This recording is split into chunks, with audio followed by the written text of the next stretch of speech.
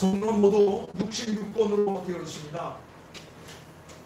66권으로 되어 있는데 인류를 구원할 메시아 구세주가 오실 것을 예언한 말씀은 구약 성경에 수백 번 이상 기록되어 있고 얻어져 있습니다. 결국 그 예언의 성취를 위해서 구세주가 인간의 몸을 입고 이 땅에 오신 게 되었고 기념해서 성탄절을 제정하고 온 교회와 인류가 그날을 함께 기뻐하며 즐거워하며 하나님 앞에 영광을 돌리고 있습니다.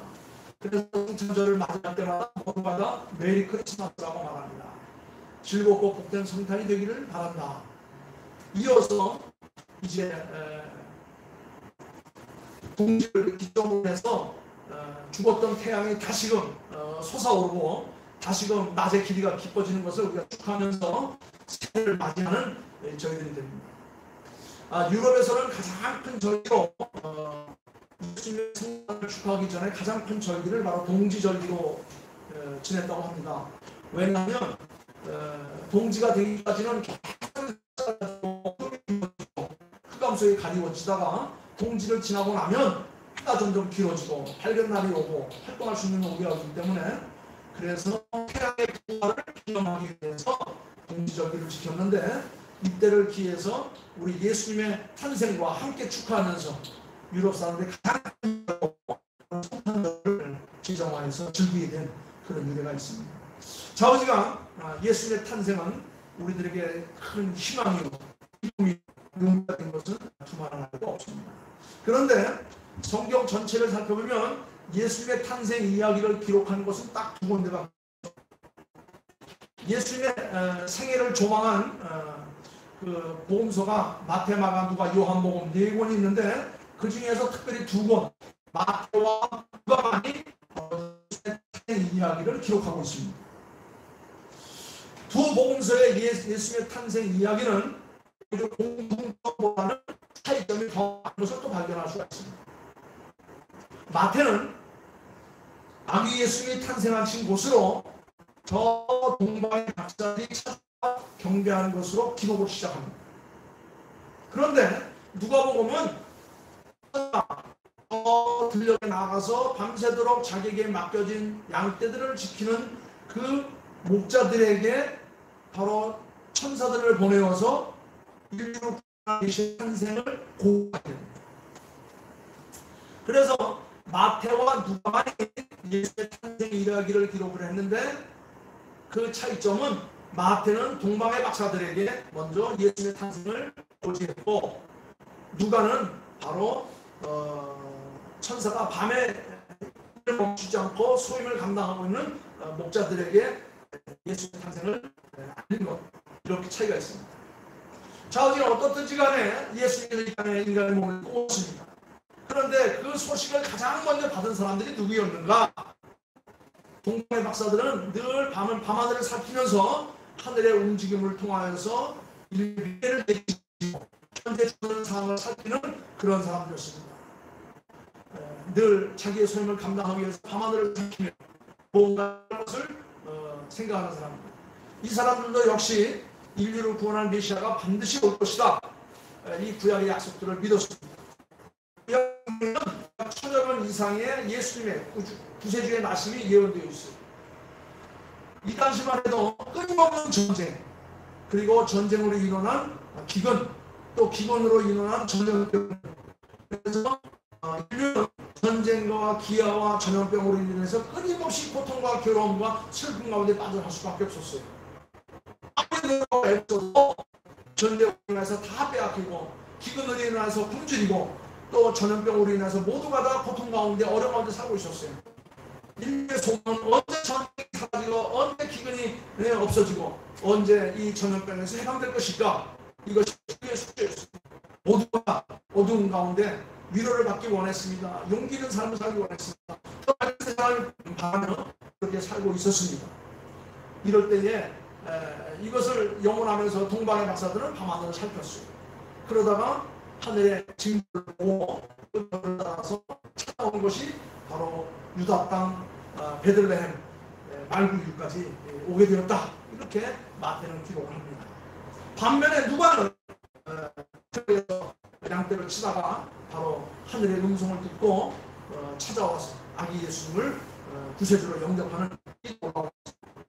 저는 오늘 2021년 성탄을 맞이하면서 아기 예수 탄생의 소식을 우리 온 인류에게 어떤 의미가 있는가 한번 살펴보려고 합니다. 첫째는 예언자의 선지자의 예언이 이루어졌다고 하는 겁니다.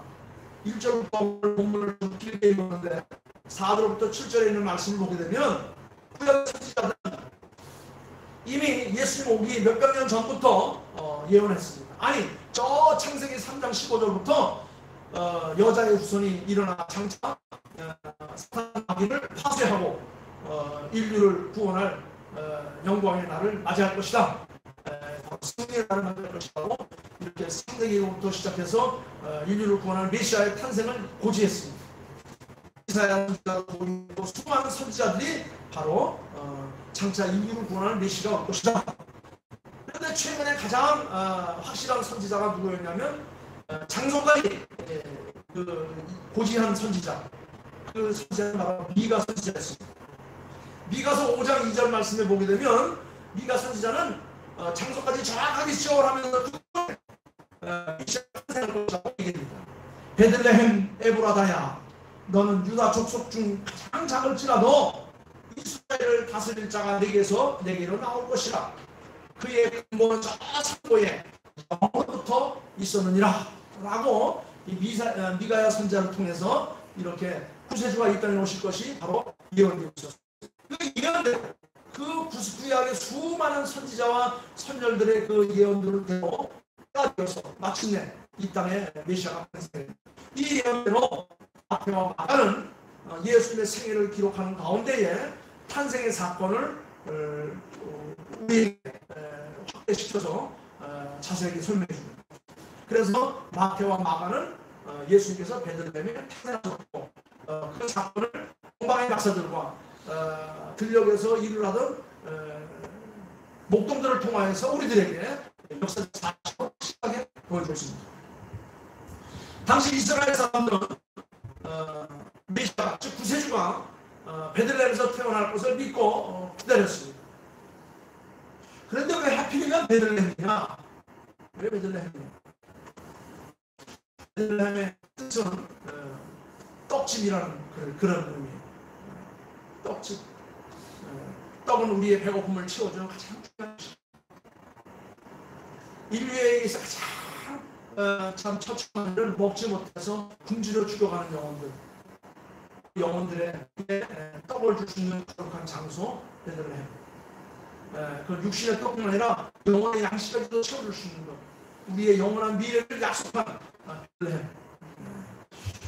수많은 도시 가운데 보잘것 없는 베들레헴에서 메시아가 탄생한다는 사실은 우리에게 친절한 오늘날로 말하면 우리 영혼이나 단무리같이 아주 해진 곳이에요. 그곳은 기껏해야 목동들이 그곳에 이동해서 텐트를 치거나 그곳에 무화과를 펴놓고 일을 하기 위해서 머물렀던 그런 장소. 그곳은 누구에게도 환영받지 못했던 그런 장소였습니다. 수많은 도시 가운데 보잘것없는 그 베들레헴에서 메시아가 탄생했다는 것. 하나님은 이 말씀을 통해서 우리에게 중요한 교훈을 줍니다. 능력 있는 인물만을 선택해서 일하신 것이 아니라는 것을 우리에게 말합니다. 크고 화려한 교회는 낙도 천한 곳에 있는 다 쓰러져가는 교회를 할지라도 그것에 예수 그리스도를 나의 구주로 고백하고 하나님 앞에 영광을 돌리며 힘들고 어려운 성도들을 함께 붙잡고 기도하며 위로하며 살아갈 수 있는 곳이라고 한다면 하나님의 역사는 반드시 그곳에서부터 시작된다는 것을 우리들에게 보여주고 있습니다.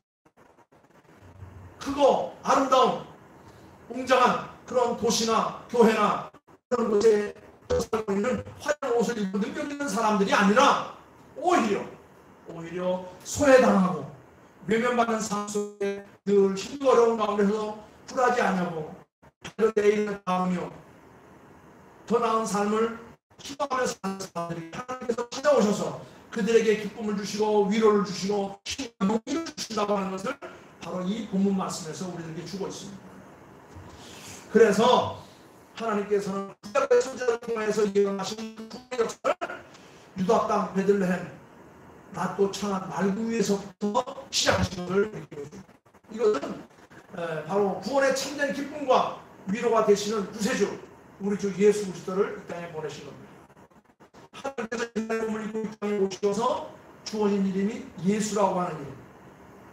내가 저들의 죄악에서 구원할 것이다. 그리스도 임마누엘 역사를 우리에게 주신 겁니다.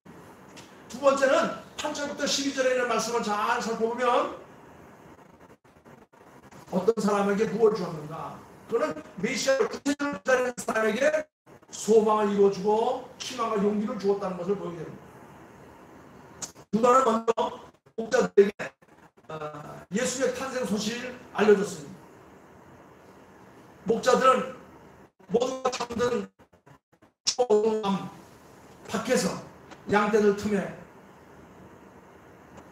어서 속히 새벽이 기다리는 마음으로 자기에게 맡겨진 사명과 생업에 성실하게 일하는 사람들입니다. 그 목자들에게 예수의 탄생의 소식이 전해졌고, 그 소식은 바로 고단하고 사는 사람들에게 소망이 되었고 용기가 되었고 삶을 살아갈 수 있는 가치가 된 것을 우리들에게 말해줍니다.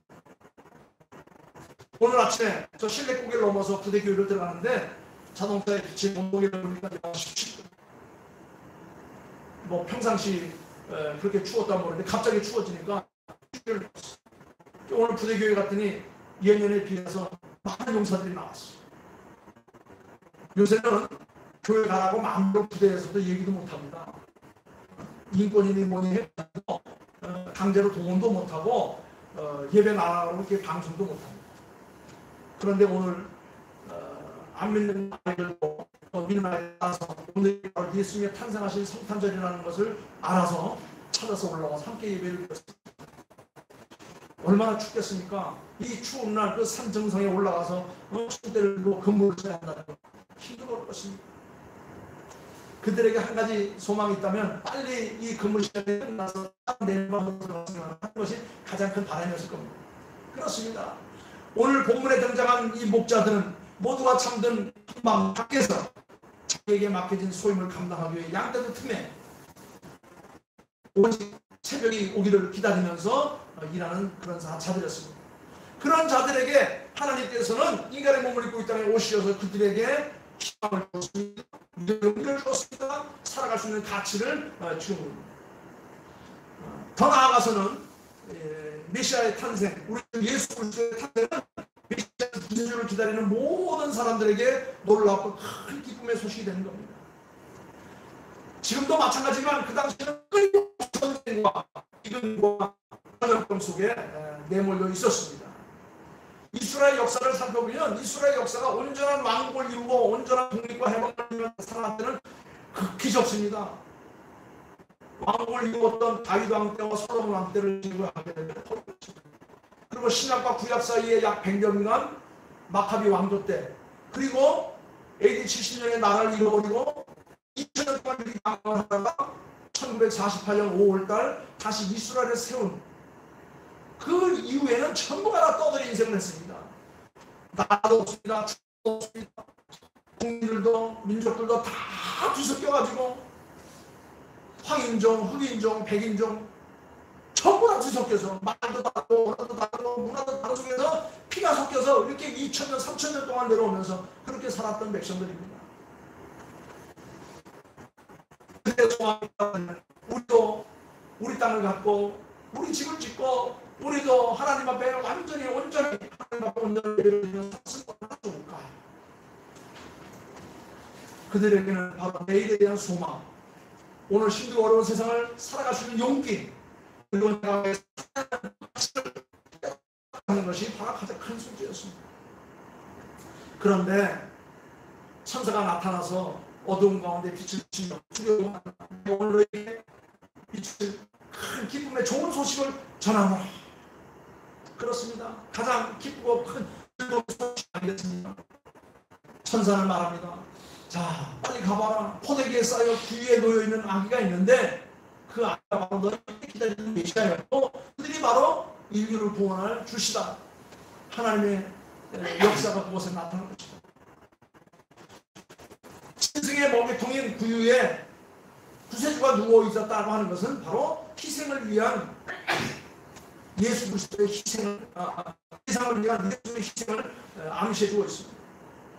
마침내 예수님은 십자가에 찢기는 희생으로 우리의 죄값을 대신하시고 모든 생명을 다시 부활할 수 있는 소망을 우리들에게 심어주었습니다. 이전까지 모든 사람들은 죽음에 매여서 죽는 그 순간까지 죽기를 맞이하면서 그렇게 살았습니다. 다시 말하면 죽지 못해 살지요 하는 심정으로 살았습니다. 그러나 예수 그리스도의 부활의 사건을 통해서 우리는 죽음 후에 영원한 세계가 있다는 것을 깨닫게 되었습니다. 죽음은 단지 과정일 것이고 시험달일 뿐이라는 것을 알게 되었습니다. 그래서 결국 메시아의 탄생은 모든 피조물이 소망하는 구원의 시발을. 그래서 예수 그리스도께 오신 것을 기점으로 해서 역사가 다시 재편이 되기 시작합니다. 예수님이 오신 날을 바로 전쟁과 기근과 전염병에서 해방되어 자유와 평안과 위로의 축복의 삶으로 이어져가는 포인트가 될 것이다. 그래서 예수 그리스도의 나심을 통하여서 전쟁의 도구들을 다 녹이고 망치로 두들겨서 평화의 사용대를 도구로 만들 것이다. 지금 우리나라는 155마일, 240km, 900마일, 1100km 해안선을 전부 다 철책으로 두고 있습니다. 언젠가 그 철책을 다 부어서 녹여서 그것을 삽과 낫으로 만들어서 호수로 만들어서 평화의 도구로 사용하는 날이 오게 될 것입니다. 예수 그리스도께서 오시고 그것을 기점으로 역사가 시작되었습니다. 우리는 역사를 히스토리라고 말합니다. 히스토리라는 말은 두 개가 합성된 것인데 히스 플러스 스토리, 그의 이야기, 그는 곧 하나님의 이야기, 하나님의 역사를 어떻게 이루어질까를 접목시켜서 만든 것이 역사입니다. 그 가운데 가장 포인트이 뭐냐? 바로 기점이 예수의 나심. 예수의 나심 이전을 가리켜서 우리는 BC, Before Christ라고 말하고 예수의 나심 이후를 AD, 아노 도미나라고 말합니다. 그래서 예수 그리스도가 이 땅에 오심으로 말미암아 전쟁과 기근과 시간 속에 살고 있는 백성들의 소망과 희망과 용기를 갖고 삶을 살아가는 이유와 가치를 주신 것을 기억해서 우리 인류는 다시금 소망을 갖게 되는 겁니다. 그렇습니다. 예수 그리스도의 탄생은 모든 피조물이 소망하는 구원을 이루는 가장 큰 은혜의 시작인 것을 우리는 기억해야 됩니다. 그리고 마지막으로 아기 예수의 탄생의 가장 궁극적인 목적이 무언가? 천사는 14절에서 이렇게 말합니다. 하나님께는 영광이 땅에서는 하나님이 기뻐하시는 사람들 중에 평화로다. 천사는 아기 예수의 탄생을 전하면서 말합니다. 예수님께서 이 땅에 오신, 구세주께서 이 땅에 오신, 메시아께서 이 땅에 오심은 바로 하나님의 영광을 위해서 온 것이다. 하나님의 영광은 곧 우리들의 기쁨이 될 것이다. 우리가 기뻐하고 즐거워할 때 하나님께서는 가장 큰 영광이 된다고 하는 겁니다. 예수님의 탄생은 구원의 시작이기 때문에 하나님께 영광이 되는 겁니다. 그리고 이 땅에 사는 모든 이들에게는 진정한 평화가 된다고 말하는 겁니다. 철저를 두던 철조망을 녹여서 거룩한 십자가, 평화의 십자가를 만들었던 우리의 역사가 있습니다. 그렇습니다. 칼과 철을 녹여서 호수를 만들어서 평화를 위한 도구로 사용하듯이 이제 예수 그리스도의 희생제물이 되어서 우리에게 진정한 평화를 주시기 위해서 이 땅에 오셨던 겁니다. 평화는 바로 하나님이 기뻐하는 사람들에게 주시는 가장 큰 선물입니다. 이스라엘 백성들은 평화를 가로가며 수백 년, 수천 년 동안 유리방황하면서 살았습니다. 나라를 잃어버리고 주권을 잃어버리고 그리고 민족이 혼합되면서 온 세상을 두고 헤매며 가난과 기근과 전쟁 속에 희생제물로 살아왔습니다. 그때 가장 중요한 것이 뭐냐면 평화입니다. 평화는 그래서 하나님이 기뻐하는 사람들이 주는 소망. 하나 모든 사람들은 평화를 강구하고 살았습니다. 전쟁이 사라지고 기근이 물러가고 역경과 전쟁이 없는 그런 세상을 살아갑니다. 그렇습니다. 오늘 우리들에게 가장 소망하는 것이 있다고 한다면 모든 영역에서 평화가 이루어지기를 원합니다. 그러나 현실은 그렇지 않지요. 늘 서로 정죄하고 서로 갈등과 분열로 평화롭지 못합니다. 좋은 일을 해도 삐딱으로 만들면서 그것을 정죄합니다. 비판합니다. 예수님은 우리의 죄를 구원하시려고 뭐로 오셨어요? 평화의 왕 오셨다. 그래서 모든 인간이 이해할 수 없는 그런 논리까지 적용합니다. 원수를 사랑하라. 네 몸과 같이 사랑하라. 원수를 갚는 것이 인간의 합리적인 사고였어요. 그런데 원수까지 사랑하라는 겁니다. 그래서 더 이상 이 땅에 전쟁과 기근과 흑암이 깃들지 못하도록 진짜 평화를 만들어가자. 예수님은 바로 평화의 왕으로 오십니다. 부족해서 약한 것이 아니라 크기 때문에 우리는 가장 약한 자로 우리에게 오신 겁니다. 우리 주님은 분야이기 때문에 가난한 자로 오신 거예요. 우리 주님은 뭐를 다 갖고 알고 계신 분이기 때문에 가장 낮고 천한 곳에 누구보다도 가장 낮은 곳에 오셔서 우리를 섬기는 자로 오신 거예요. 결국 예수님을 통해서 구원의 은혜를 체험한 사람들에게 영광가 하나님께 영광이 되는 것이고 하나님의 영광은 그것을 덧입는 모든 백성들에게 진정한 행복이 된다고 합니다. 말씀드렸습니다. 하나님께서 선지자를 통해서 약속하신 대로 예수님은 이 땅에 오셨습니다. 구세주로 오셨습니다. 메시아로 오셨습니다. 구세주의 탄생은 큰 도시, 화려한 궁전, 초목과 맛있는 음식 먹는 사람들에게 주어지지 않았고 오히려 목자들처럼 삶에 지친 사람들에게 소망이 되었고 용기가 되었고 삶의 가치가 된 겁니다. 그리고 죄에서 구원하신 그리스도의 탄생은 무엇보다도 하나님 앞에 영광이 된 것이고 그 영광을 기념하는 모든 사람들에게 기쁨과 평안과 위로와 축복과 진정한 평화가 되었다고 하는 겁니다. 이 하늘의 영광을 맛본 사람만이 진정한 평화를 누리며 살아갈 수 있는 겁니다. 그러므로 이제 우리는 구세주의 탄생, 예수의 탄생을 우리도 천사들과 같이 목자들과 같이 동방의 박사들 같이 온 세상에 나타내어서 큰 기쁨의 좋은 소식을 전해갈 수 있는 그런 전사들이 되고 선두자들이 되고 선교사들이 될 것을 축원합니다. 그래서 우리의 마음속에 항상 하늘의 평화가 차오르면서 더 이상 우리의 삶 속에 어두움이 흑암이 죄악이 전쟁과 기근과 전염병이 깃들지 못하도록 그렇게 건강한 삶을 살아가는 될 수 있기를 다시 한번 주의 이름으로 축원합니다. 오늘 우리에게 주어진 맛지칠 큰 기쁨의 좋은 소식 바로 구세주의 탄생 하나님께서 인간의 몸을 입고 이 땅에 오신 우리 주 예수 그리스도를 우리가 영접하며 감사하며 축하하는 그런 복된 하루가 될 수 있기를 주의 이름으로 축원합니다. 기도하겠습니다. 하나님 감사와 찬양과 영광을 돌립니다. 이 땅은 끊임없는 전쟁과 기근과 전염병으로 인하여 모두가 다 고통과 괴로움 가운데 헤매고 있었습니다. 살만한 가치도 없고 살만한 이유도 찾지 못했던 힘들고 어려운 상황. 그런데 주께서 그들에게 희망을 주시고 용기를 주시고 살아갈 가치와 이유를 주신 것을 생각하면 감사합니다. 오늘 우리에게 주신 말씀 온 백성에게 미칠 큰 기쁨의 좋은 소식을 내가 너에게 전하노라. 가서 강구에 쌓인 예수 그리스도를 만날 것이다 라고 말씀하셨습니다. 아버지 하나님 오늘날 다윗의 동네를 왜 구원하셨는데 이것은 바로 우리를 위한 하나님의 거룩한 사랑이요 희생이요 은혜인 것을 우리가 깨닫고 감사하는 찬양하는 영광을 받으시고 이제부터는 낮이 조금씩 길어지듯이 희망이 길어지게 하시고 기쁨이 커지게 하시고 감사가 넘칠 수 있도록 함께하여 주시옵소서. 밝은 2000년도에는 전쟁이 물러가게 하시고 전쟁이 사라지고 평화만이 깃들고 더욱더 우리 사람들이 신나는 감사하는 삶만 임하여 주시옵소서. 오늘 주의 전에 올라와 우리의 몸과 마음과 지극한 정성을 통해 백성들에게 하늘의 영광이 저들의 땅 삶 속에 다 채워지는 축복의 역사만 있게 하옵소서. 감사하오며 거룩하옵신 예수의 이름으로 기도하옵나이다. 아멘.